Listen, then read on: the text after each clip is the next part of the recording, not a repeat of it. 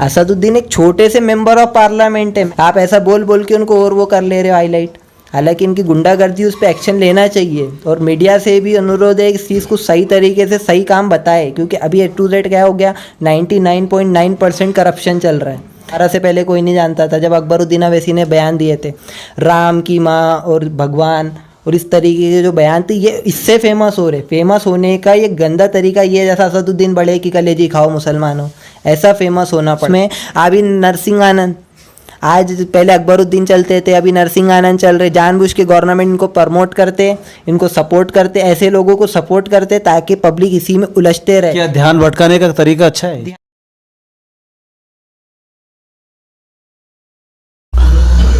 नमस्कार, अस्सलाम वालेकुम, सत श्री अकाल, जय हिंद। दोस्तों, आप देख रहे हैं TNN 24 न्यूज़ चैनल और मैं हूं आपके साथ रियाज शेख। बिल्कुल, हमने आज फिर दोबारा TNN 24 न्यूज़ चैनल के स्क्रीन पर लेके आए हैं नागपुर के फारिस कादरी को। जब से ये हादसा हुआ उसके बाद से ये पहला इंटरव्यू आपके लिए लेके आए हैं।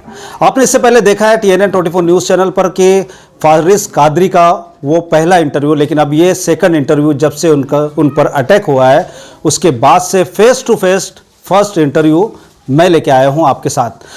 हमें बहुत ज़्यादा कॉल आ रहे थे, बहुत ज़्यादा मैसेज आ रहे थे, काफ़ी लोग फिक्रमंद थे, फारिस कादरी के बारे में पूछ रहे थे। लेकिन इसी को देखते हुए हमने आज फिर फारिस कादरी को आपके सामने लाया है, फेस टू फेस लाया है। अब हम बात करेंगे उस घटना की जो आप लोग बाखूबी जानते हैं कि आगे क्या हुआ था। कि इन्होंने पहले असदुद्दीन साहब से बात की 20 मिनट, उसके बाद बात की औरंगाबाद के MIM के खासदार इम्तियाज़ जलील साहब से बात की, और वो बात इतनी आगे बढ़ती चली गई कि कुछ दूसरे ही मुद्दे उसके सामने आ गए हैं। फारिस कादरी वहाँ तक तो ठीक थे, बात कर रहे थे उनसे कि 600 करोड़ की जो प्रॉपर्टी है असदुद्दीन ओवैसी साहब की, उसका हिसाब चाहिए। वो इम्तियाज़ जलील को ही नहीं बल्कि ऐसे कई बड़े बड़े नेताओं को, बड़े बड़े अधिकारियों को कॉल करके वो ये सारी बातें करते थे। और उनका एक सिंपल सा एक फंडा है, फंडामेंटल राइट्स, वो हक संविधान की बुनियाद पर वो बात करते हैं और सबको अधिकार है संविधान के तहत और ये कर सकते हैं। लेकिन बात जब आगे बढ़ी तो बात पैर के नीचे कीड़े मकोड़ों की तरह मसलने की जहां बात आ गई, वहां से ये मामला बिगड़ता चला गया। और 19 मई को फारिस कादरी के घर पे कुछ MIM के लोगों ने, कार्यकर्ताओं ने, पद अधिकारियों ने हमला बोल दिया था। उसके बाद का वाक़या है। अब आइए मैं आपको लेके आ रहा हूँ TNN 24 न्यूज़ चैनल पर, खुद ही बात करते हैं और आप इस वीडियो को शेयर करते रहिए। फारिस कादरी जी, आपका second time TNN 24 news channel पे स्वागत है। बहुत अस्सलाम वालेकुम। फारिस कादरी, क्या मामला था फारिस कादरी जो 19 मई को घटा?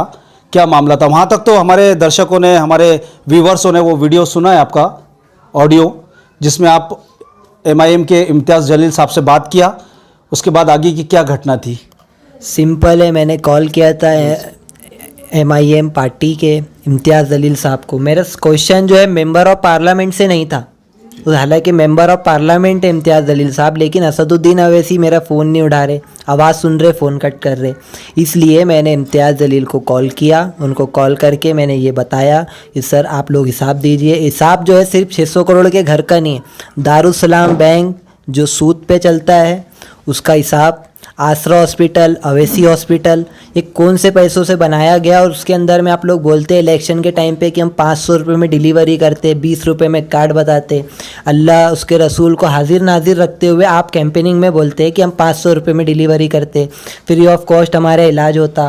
तो वहाँ पर में बिल 6 लाख, 8 लाख, 10 लाख रुपये का बनता है। इनके ही बीच में अभी कोविड का इनके ही कार्यकर्ता है MIM के हैदराबाद के फ़हीम नाम के, ये कोविड से वहाँ पर में कोविड पॉजिटिव थे, ये एडमिट थे आसरा हॉस्पिटल में। आसरा हॉस्पिटल में एडमिट थे, इन्होंने 1.5 से 2 लाख रुपए वहाँ पे करे। उसके बावजूद इनका इंतकाल हो गया था। इंतकाल होने के बावजूद उनका डेड बॉडी नहीं दे रहे थे, बोल रहे थे 6.5 लाख रुपए पेंडिंग अमाउंट आप लोग जो है बिल भरो, उसके बाद में आपकी डेड बॉडी देते हैं। तो ये सब सारे क्वेश्चन थे। ये मेंबर ऑफ पार्लियामेंट है असदुद्दीन अवैसी साहब, मुसलमानों के रहनुमा, जिनको कोई मानता तो नहीं है, खुद अपने मुंह से और अपने पार्टी के कार्यकर्ताओं से बोलते हैं कि हम रहनुमाई हैं, पूरे इंडिया की आवाज़ उठाते। तो जब इनके ही हॉस्पिटलों के अंदर में हैदराबाद में ऐसा है, अभी बीच में इंसिडेंट हुआ था, फ्लड आया था हैदराबाद में, उस्मान नगर के लोग वहाँ पर में बुरी तरीके से उनका इंतकाल हुआ और बहुत ज़्यादा वहाँ पर में तबाही हुई थी। जब चलिए हम सीधा चलते हैं मुद्दे पर। खासदार इम्तियाज़ जलील को जो आपने कॉल किया उसकी रिकॉर्डिंग सारी दुनिया ने सुना, और वहाँ से ये मामला जो बिगड़ा, ये क्या मामला था, कैसे मामला था? फिर आपके घर पर 12 बजे रात को कुछ एमआईएम के कार्यकर्ता भी आए, फिर उसके बाद क्या हुआ, क्या मामला था, कैसा था? सिंपल है साहब, अब अपन कॉल करें इनको, सवाल पूछे, एक नागरिक सवाल पूछने के ऊपर में अटैक होता है, पुलिस 1 घंटे तक के नहीं आते, बाद में फुल सपोर्ट पुलिस वालों ने करे, लेकिन ए टू जेड पुलिस का काम था इस पे एक्शन लेना, इम्तियाज़ जलील और उनके गुंडों के ऊपर में एफआईआर बुक करने का। और मैं कॉल तो सभी को करा इंडिया में ऑलरेडी, अपने एमपी, एमएलए, काफ़ी बीजेपी के, कांग्रेस के, विकास ठाकरे, सभी को मैंने कॉल किया। बट इसके ऊपर में ये लोग इस तरीके का अटैक अगर करेंगे, एक आम नागरिक अगर क्वेश्चन पूछता है और उसके ऊपर अटैक हो रहा है, तो फिर ये तो नागपुर पुलिस के लिए शर्मनाक बात है कि वो प्रोटेक्शन तो नहीं दे पाए, ना इसके ऊपर कोई कार्रवाई कर पाए। और क्या कहना चाहेंगे आप आगे चलकर? आपका ये जो कॉल करने का जो तरीका था, वॉइस रिकॉर्डिंग करने का तरीका था, और आप सोशल मीडिया पर भी वायरल करते थे, क्या ये चलता रहेगा या उसे क्या कहेंगे? सिंपल है साहब, सोशल मीडिया पे वायरल करने का मतलब ये था कि कुछ भी मुद्दा है, सबसे पहली बात उसमें 5 फ़ायदे हैं। एक ये लीडर एक्सपोज हो रहे कि एमआईएम इम्तियाज़ जलील साहब जो जिनकी लैंग्वेज के लिए वो पहचाने जाते थे, वो बोलते हैं कि पब्लिक उनके लिए पैरों के नीचे के कीड़े लगड़ के उनको मसल देते, नागपुर से गींच के लेकर आते, इस तरीके की लैंग्वेज। पॉइंट नंबर 1 ये देखना चाहिए। कॉल रिकॉर्डिंग और वायरल करने का मतलब ये है कि कोई भी इशू के ऊपर में हाईलाइट होता। आज मैंने उस्मान नगर के ऊपर में इतना बोला, टीआरएस एमएलए वहाँ पर में सविता इंद्रा रेड्डी, उनको मैंने कॉल किया हैदराबाद के उस्मान नगर पे, वो इशू रिकॉर्डिंग बढ़ा, जो मदद करने वाले लोग थे वो पहुँचे। इनके ऊपर में एक प्रेशर पड़ता है रिकॉर्डिंग से, पब्लिक उस चीज़ को समझता है, काम भी होता है उसमें। रिकॉर्डिंग वायरल करने का ये मकसद है, और अपने सवाल रखने का कि आज जनता हिंदुस्तान की, इंडिया में कोई भी लोग क्वेश्चन नहीं पूछते। आज अपोजिशन पूछता है क्वेश्चन, लेकिन वही है पब्लिक का सवाल पब्लिक को करना, ये मेरा इंटेंशन है। कॉल रिकॉर्डिंग करने का बोले तो एक ही ज़रिया है। आज मेरे पास इतना बड़ा इंसिडेंट हो गया है, मैं वहाँ थाने के, सीपी ऑफिस, कलेक्टर ऑफिस के चक्कर लगा लगा के थक गया हूँ, क्योंकि आम आदमी हूँ। तो वहाँ पर में कार्रवाई नहीं हो रही है, तो सिंपल है कि एमएलए और एमपीओ के ऑफिस में जाके तो सवाल का जवाब मिलने वाला है नहीं। जरिया एक ही है कॉल रिकॉर्डिंग का, जो मैंने सोचा कि ये बेस्ट ऑप्शन है। आज मतलब पीड़ित के ऊपर में पुलिस कार्रवाई नहीं कर रही है, तो ये लोग वहाँ पर में जाने पे, अभी सवाल करने पे घर पे गुंडे आ रहे हैं। आप लोग बोलते हैं कि वहाँ पर में जाके क्वेश्चन करो, वहाँ पे तो मर्डर हो जाएंगे आम पब्लिक के। ये गुंडा राज इंडिया में से ख़त्म करना है, करप्शन ख़त्म करना है। पब्लिक का काम है पब्लिक के लिए खुद लड़ना। पेट्रोल प्राइस 100 रुपये, आज इतने हज़ार मुद्दे, राशन, आज हर चीज़ के दाम दोगुने तिगने हो रहे, उस पर कोई नहीं बोल रहा है। किसान रोड पे बैठे, 30 लाख किसान से 3 लाख बचे किसान वहाँ पर में, साल भर से रोड पे प्रोटेस्ट कर रहे, उनको कोई मीडिया शो नहीं कर रहा, उनको कोई वहाँ पर में इम्पोर्टेंस ही नहीं दे रहे, इसके ऊपर में कोई आवाज़ नहीं उठा रहा। तो ये सब सारे मुद्दे जो है, इसके लिए पब्लिक को अपने राइट के लिए खुद लड़ना, जब भी कुछ इंडिया का डेवलप होगा, और इंडिया जब भी डेवलपमेंट पे आएगा। आज आप रोडों की हालत देखो, स्लम एरिया में जाओ, बेसिक्स प्रॉब्लम देखो लोगों का। आज कोविड के वजह से लॉकडाउन पूरा A to Z चल रहा है। लॉकडाउन के अंदर में कितने लोग एक टाइम का खा के सो रहे, वो मालूम आपको? कौन सा मेंबर ऑफ पार्लियामेंट जा रहे, ये 5-10 करोड़ रुपए खर्चा करके लोग सोशल मीडिया पे कुछ पार्टियों के लोग डाल दे रहे। उससे क्या होता? आप उनके ऊपर में जितना रिलीफ फंड आपको आता है, वो बरोबर प्रोवाइड नहीं हो पाता पब्लिक तक के। तो ये सारे मेरे क्वेश्चन मुद्दे रहते कि ये चीज़ हाईलाइट हो। मैंने नागपुर के एमएलए विकास शंकर राव कुंभारे साहब को ये फ़ोन किया कि आप लोग, ऑक्सीजन की कमी है, आप वो रिकॉर्डिंग सुने होंगे, ऑक्सीजन का कमी है, ऑक्सीजन से लोग काफ़ी मर रहे हैं, उस पर आप लोग क्या कर रहे हैं?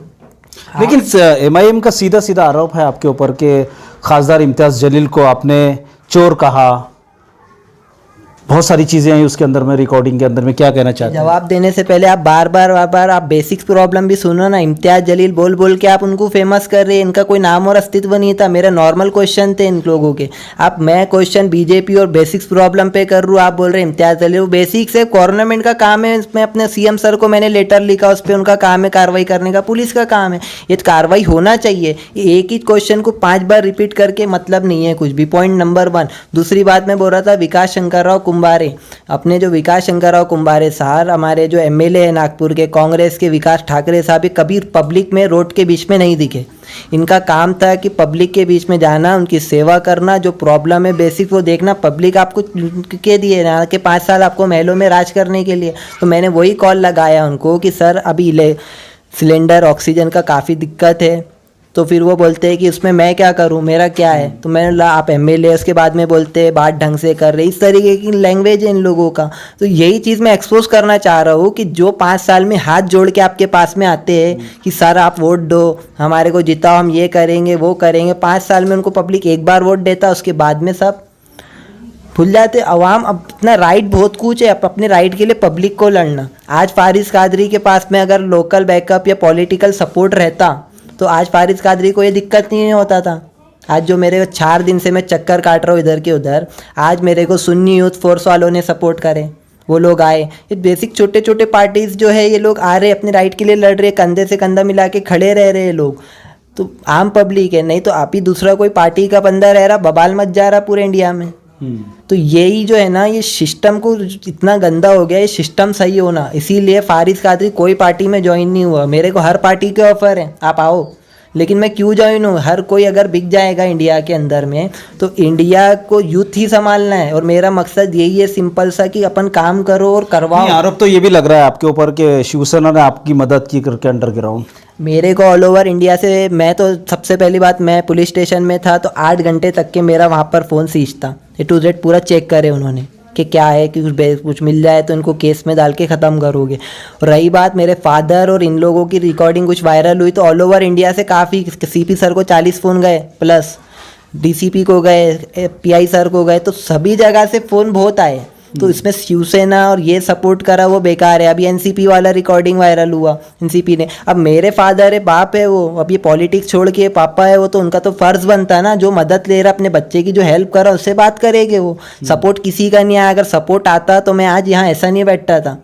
सपोर्ट मेरे को सिर्फ सुन्नी यूथ फोर्स, ताज के लंगर और हमारे एरिया के लोग, ये लोग सपोर्ट करे, आम पब्लिक ने सपोर्ट करा। पॉलिटिकल सपोर्ट रहता अगर मेरे को तो आज इम्तियाज़ जलील के ऊपर में केस बुक होता था, एफआईआर होता था, इनके गुंडे अरेस्ट होते थे।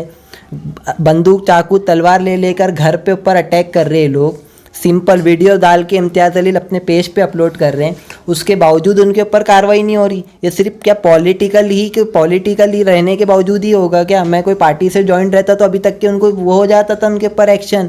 आज मेरा सपोर्ट, सिर्फ मेरी रिक्वेस्ट है कि नागपुर की पब्लिक करना, क्योंकि मैं उनके राइट्स के लिए कर रहा हूँ। और रही बात, लोग बोल रहे सस्ती शोहरत, असदुद्दीन अवैसी के पेज पे एक वीडियो चला, फारिस कादरी सस्ती शोहरत के लिए कर रहे। तो सस्ती शोहरत के लिए तरीका बहुत अच्छा है। अभी जो हिंदू मुसलमान चला रहे, सिंपल है, एक धर्म को पकड़ लो अपन। जैसा अकबरुद्दीन अवैसी फेमस हुए, इनको कोई भी नहीं जानता था। सिकंदराबाद में इनको 2014 से पहले, 12 से पहले कोई नहीं जानता था, जब अकबरुद्दीन अवैसी ने बयान दिए थे राम की माँ और भगवान और इस तरीके के जो बयान थे, ये इससे फेमस हो रहे। फेमस होने का ये गंदा तरीका ये, जैसा असदुद्दीन बड़े की कलेजी खाओ मुसलमानों, ऐसा फेमस होना पड़ता है। फेमस होने के ये तरीके रहते। और रही बात दूसरी, फेमस होने के लिए अगर कर रहा तो ठीक है, मैं मानता हूँ, लेकिन काम तो करो आप लोग। मेरा सवाल का जवाब दो। फारिस कादरी आरएसएस का एजेंट, फारिस कादरी इस तरीके से जो प्रोपोगेंडा चला रहे, अगर मेरे को कोई भी छोटी भी पार्टी का सपोर्ट रहता तो आज मैं ये 8 घंटे वानी सड़ा था। बिना केस से मेरे को 8 घंटे पुलिस वाले बिठाए, हालांकि उसमें से पूरे कांस्टेबल पीएसआई ने फुल सपोर्ट करे। मेरे को चेयर पे अच्छी तरीके से बिठा के पानी भी पिलाया गया, खाना भी उन लोगों ने अपनी तरफ से खिलाए, अच्छा तरीके से वहाँ पे उन लोगों ने हेल्प करे। लेकिन जो हमारे पीआई सर है, उनका काम था इस चीज़ पे एक्शन लेने का। हमारे तहसील पीआई से मेरी रिक्वेस्ट है कि इसके ऊपर में एफआईआर दर्ज करो और करिए। डीसीपी सर आप भी एक्शन लीजिए इसके ऊपर में। और सीपी सर के पास भी मैं आज लेटर लिखा हूँ, पूरा उनको रिसिप्ट भी लिया हूँ, उस पर काम होना चाहिए। और मेरी रिक्वेस्ट यही है कि जनता साथ देगा, जनता के लिए जनता आवाज़ उठा सकता है, पब्लिक के लिए पब्लिक को खड़ा होना है। कोई लीडर नहीं आने वाला आपके लिए। आज अपोजिशन वो इसको बोल लेते, वो उसको बोल लेते हैं, सब एक दूसरे अपनी रोटियां सेक रहे एक्चुअल में पूरे। फारिस कादरी सिंपल है, हक के लिए बना और हक के लिए ही काम करने वालों में हर चीज़ में। और रही बात, आप लोग बार बार पूछते हैं आप असदुद्दीन अवैसी को कॉल करें। असदुद्दीन एक छोटे से मेंबर ऑफ पार्लियामेंट है। मैंने पीएमओ को कॉल किया, अमित शाह को कॉल किया, बीजेपी के दिग्गज लीडर है, doctor Subhash vice president Maharashtra BJP, इनको कॉल किया, कांग्रेस को किया, ये सब भी पूछो। आप ऐसा बोल बोल के उनको और वो कर ले रहे हो हाईलाइट। हालांकि इनकी गुंडागर्दी उस पर एक्शन लेना चाहिए और मीडिया से भी अनुरोध है इस चीज़ को सही तरीके से सही काम बताए, क्योंकि अभी ए टू जेड क्या हो गया, 99.9% करप्शन चल रहा है। हर चीज़ हर इंसान बिक जा रहा है। मीडिया आधे से ज़्यादा पेड है, पूरा प्रोपोगेंडा चल रहा कि आज एक आम इंसान ये कर रहा, उसका काम है सिंगल जो खड़ा हुआ, तो पब्लिक का काम है कंधे से कंधा मिला के खड़ा रहना। आज मेरे साथ में ये लोग नहीं रहते, ये जनता हमारे एरिया के लोग नहीं रहते, तो आज फारिस कादरी भी आतंकवादी के केस में या ड्रग्स के केस में अंदर चल जाते थे। मैं रोकना चाहूँगा आपको, माफ़ी चाहूँगा कि मैं आपको 2 मिनट के लिए रोकना चाहूँगा। मैं फारिस कादरी के बारे में कुछ कहना चाहता हूँ कि फारिस कादरी नागपुर से है और ये किसी नाम के मोहताज भी नहीं है। वैसे काफ़ी लोग इन्हें जानते हैं, अब तो पूरा भारत इन्हें जानने लगा, एक सेलिब्रिटी की तरह इन्हें ट्रीट करने लगे हैं लोग। मैं सही तरीके से ख़ास बात जो है मैं आपको बताने वाला हूं कि 19 मई को जो मामला हमारे सामने आया उससे फारिस कादरी की लोकप्रियता और बढ़ गई है। ये भी क्यों? क्योंकि इनके जो ट्वीट आते हैं उससे हमें पता चला। लेकिन कहा जाता है ना कि गॉड गिफ्ट जिसे ऊपर वाला दे देता है, हर इंसान को अल्लाह ताला ने, ऊपर वाले ने एक गॉड गिफ्ट दिया है और उनको फारिस कादरी को वो गॉड गिफ्ट दिया है कि वो किसी भी अधिकारी से, आला अधिकारियों से डेयरिंग से बात करते हैं। वरना मैं एक मिसाल के तौर पर आपको एक मिसाल देता हूं कि अगर हमारे घर के बच्चे को, अगर किसी नगर सेवक को कॉल लगा कर दे दिया जाए और उनसे ये कहा जाए कि हमारे घर के सामने की जो नाली में गंदगी है उसे साफ़ कर दिया जाए, तो हमारे यहाँ के घर के बच्चे जो है वो डरेंगे, नहीं लगा पाएंगे।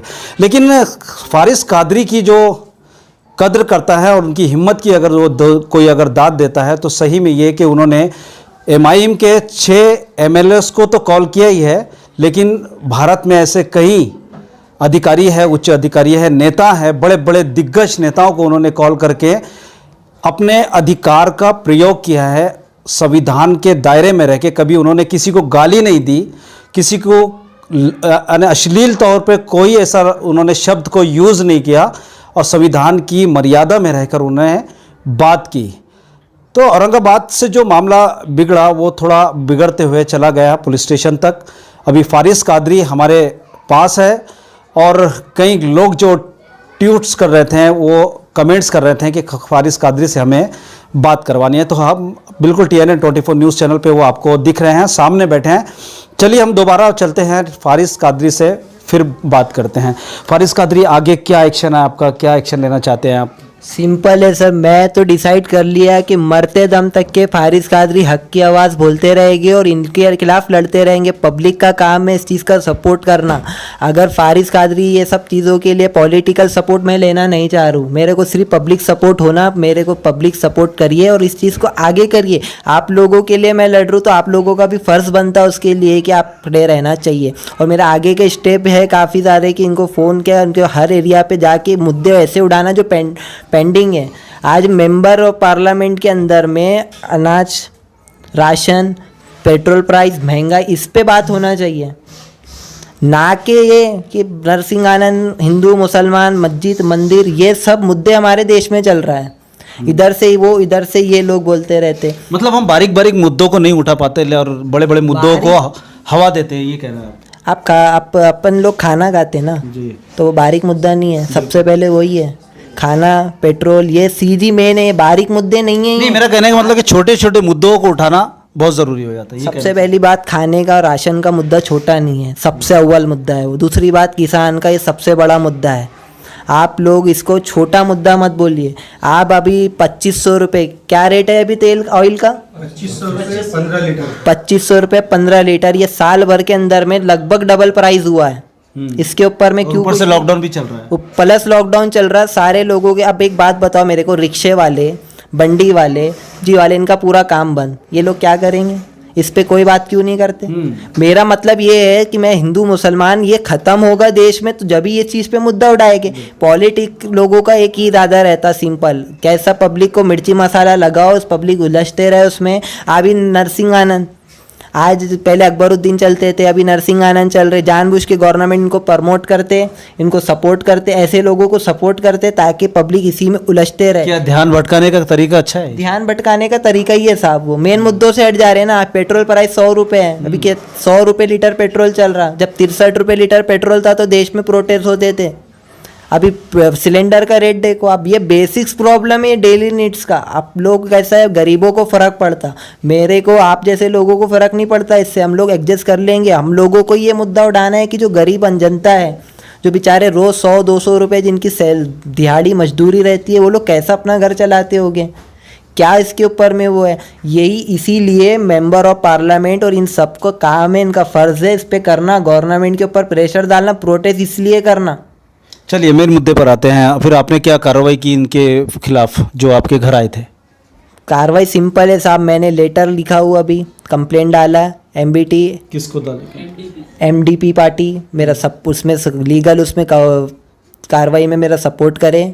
माइनॉरिटी डेमोक्रेटिक पार्टी राइट, वो लोग सपोर्ट करे। ताज के लंगर वाले भी करे, बेसिक्स यहाँ के लोग भी करे, काफ़ी लोग सपोर्ट करे। और मेरा जो लीगल कार्रवाई में सपोर्ट कोई करा तो वो एक वाहिद पार्टी है MDP, ये लोगों ने करे। और मेरा ज़रूरी था क्योंकि ये एक छोटी पार्टी है, इनका काम अच्छा तरीके से लोग करते हैं शुरू से। आज ये लोग डेमोक्रेटिक्स के लिए लड़ते हैं, इनका मतलब ही वही है पार्टी का। मतलब ये है साहब कि पॉलिटिकल प्रेशर की ज़रूरत ही क्यों, मेरे को इनकी सपोर्ट लेने की ज़रूरत पड़ी क्यों, इनको मेरे को सपोर्ट करने की ज़रूरत पड़ना ही नहीं था। क्योंकि आज हमारा सिस्टम सही रहता तो फारिस कादरी को आज इंसाफ मिलता था। 6 दिन हो गए, आज ये गुंडे लोग जो है सिंपल सा, आप देखो आज ये इतना कुछ होने के बावजूद इम्तियाज़ अली अपने पेज पे डाल के प्रमोट कर रहे गुंडा राज को, ताकि मेरे देख हम देख, जो मेरे को देखकर लोग मोटिवेट हो रहे थे, जो सवाल पूछ रहे थे। कॉल रिकॉर्डिंग का एक सिलसिला इंडिया में ट्रेंड चला था जिस पे फ़र्क पड़ता, प्रेशर पड़ता इस चीज़ पे, तो वो चीज़ को दबाने के लिए, ताकि लोग डरे बिचके, इसकी फैमिली पे असर हो, ये लोग उसको मना करें और इस तरीके के लोग टॉर्चर करने की जो कोशिश करें, तो ये नाकामी है। इसको नपुंसकपना बोलते हैं। ऐसा नहीं करना, मर्द है, मर्द के जैसी लड़ाई लड़ो। और सिंपल है कि अपना जो है मुंह का जवाब आप मुंह से दे सकते हैं। और रही बात फिर ये गुंडा राज की, तो गुंडा राज पे पुलिस का काम है एक्शन लेने का। और ये क्राइम रेट बढ़ रहा है, इस सब चीज़ पे ये मुद्दे बहुत सारे साहब, कितने मुद्दे बताऊँ मैं आपको। और यही सब है रीज़न कॉल करने का। मैं PM ऑफिस में इसीलिए कॉल करा, अमित शाह ऑफिस में इसीलिए कॉल करा, CM उत्तराखंड, DGP, अपने नागपुर के कलेक्टर साहब, NMC कमिश्नर हमारे नागपुर के, विकास ठाकरे, विकास कुंभारे, और अपने BJP के MP MLA, कांग्रेस के MP MLA से काफ़ी लोगों से मैं बात किया। काफ़ी रिकॉर्डिंग सोशल मीडिया पर है ऑलरेडी। और जिसके नंबर मेरे को गूगल पे इजी तरीके से मिल चुका, वो उनको मैंने कॉल किया। और बहुत सारे नंबर नहीं मिल पाए तो मैं उनको कॉल नहीं कर पाया। और काफ़ी न्यूज़ रिपोर्टर और काफ़ी लोग जैसे बिजनेसमैन हैं, वो लोग भी नंबर प्रोवाइड कर देते हैं।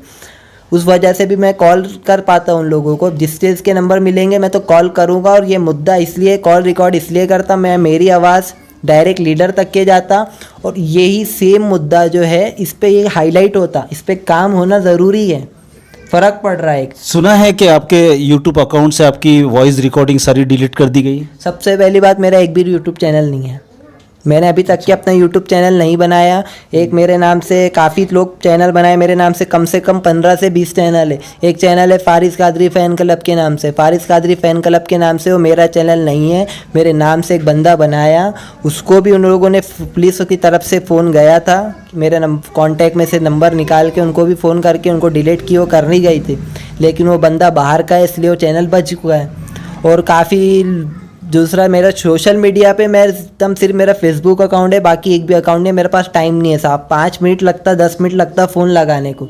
अब मैं इसमें यूट्यूब लगा के, मैं तो उसमें सब इतना टाइम नहीं रहता एडिट का। मेरे नाम से लोग चलाते, मैं ऑडियो रिकॉर्ड करता हूँ। मेरे पास में सिंपल 10-15 ग्रुप ऐड है, मैं उसमें छोड़ देता हूँ, एक जगह जाता है, वो लोग डाउनलोड करके वायरल कर देते हैं। चलिए आखिरी में हमारे व्यूवर्स जो आपको देख रहे हैं TNN 24 न्यूज़ चैनल पर, क्या मैसेज देना चाहते हैं लास्ट? बस सिंपल है साहब, यही है कि अपन लोग जो है हिंदू मुसलमान ये सब छोड़ के मेन है देश का डेवलपमेंट, एजुकेशन पे काम करना। आज हर चीज़ जो पेड हो गई उसकी इस पे ऊपर लड़ना, और गलत के खिलाफ लड़ो, सच्चाई की लड़ाई लड़ो, सिंपल है। नागपुर से फारिस कादरी केवल 20 साल के, 20 ईयर्स के हैं, और उनकी उम्र को देखते हुए इतने बड़े बड़े काम हमारी समझ के बाहर है। लेकिन वो फिर भी उनकी हिम्मत देखिए कि वो इस काम को अंजाम देते हैं और खुद के लिए नहीं लड़ते, वो दूसरों के लिए लड़ते हैं, दूसरों के जनहित की बात करते हैं। उस पर भी कई सवाल, कई प्रश्न उठते हैं। ये मामला, एक मिनट इस पे जवाब देना चाहूँगा मैं सिंपल सा, कि वो जो मेरे घर पे अटैक हुआ था वो ओल्ड वाला घर है मेरा, ये जो घर पे बैठे ये न्यू है, से जस्ट पीछे में, ये भी उनको बता देना चाह रहा हूँ मैं। और दूसरी बात ये है कि खुद के लिए लड़ने के लिए मेरे को कोई ज़रूरत ही नहीं, अल्हम्दुलिल्लाह मेरे पास जो है ठीक ठाक है। बाकी मैं लड़ता सिर्फ इसीलिए कि जो गलत है उसके अगेंस्ट में बोलना ज़रूरी है अभी के पीरियड में। आज ये जो गुंडा राज हो रहा है ये बंद होना चाहिए, पुलिस का काम है। और रिक्वेस्ट लास्ट यही है मेरी पुलिस डिपार्टमेंट नागपुर से, इसके ऊपर जल्द से जल्द कार्रवाई हो और वो जो 15-20 हथियारबंद गुंडे थे इन लोगों को अरेस्ट करो और इम्तियाज़ जलील के ऊपर में FIR दर्ज करके उस पर ऐसे एक MP को इस तरीके की लैंग्वेज नहीं बोलना चाहिए। Simple, thank you. बिल्कुल हमारे साथ बने थे TNN 24 न्यूज़ चैनल पे फारिस कादरी नागपुर से, जिन्होंने बड़े बड़े अधिकारियों को कॉल करके अपने काम का एहसास दिलाया। ही फारिस कादरी के साथ हुआ है, औरंगाबाद के इम्तियाज़ जलील साहब के साथ उन्होंने बात की थी और वो मामला कहीं दूसरी जगह तूल पकड़ता हुआ MIM के कुछ लोग इनके घर पे 12 बजे रात को आ गए थे और वो मामला पुलिस स्टेशन, नागपुर के पुलिस स्टेशन तक चला गया था। तो आगे भी बने रहिए मेरे साथ और देखते रहिए TNN 24 news. Cameraman Sanjay Tiwari के साथ रियाज शेख। मेरी लास्ट रिक्वेस्ट है कि इंटरव्यू पूरा डालना आपने।